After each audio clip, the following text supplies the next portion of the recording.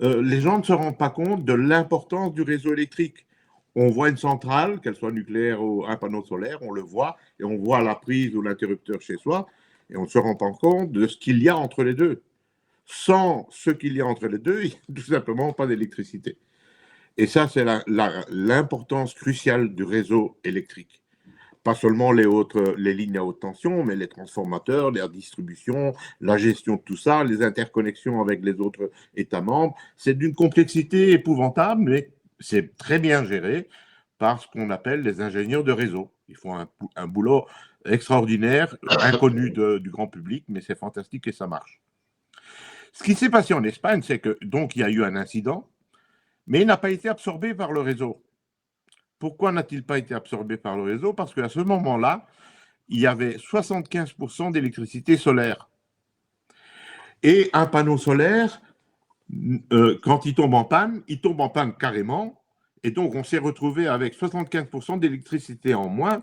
Et le réseau n'était pas capable d'absorber cette panne parce que, et voici la clé de toute l'énigme, dans un réseau électrique, il y a des machines, on appelle ça des machines tournantes, c'est-à-dire des alternateurs et des turbines, des grandes masses, des grandes machines énormes qui tournent très vite.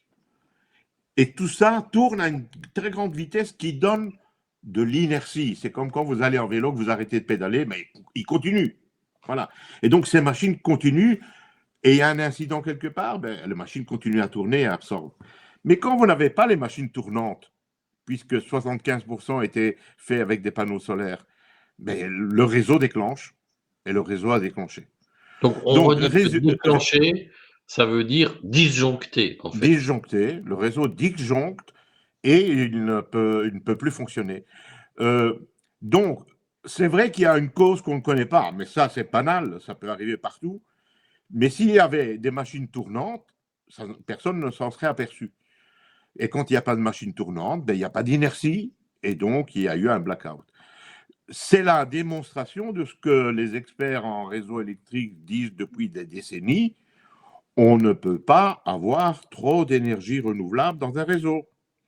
Parce que en mettant des énergies renouvelables, vous supprimez les machines tournantes, vous supprimez l'inertie.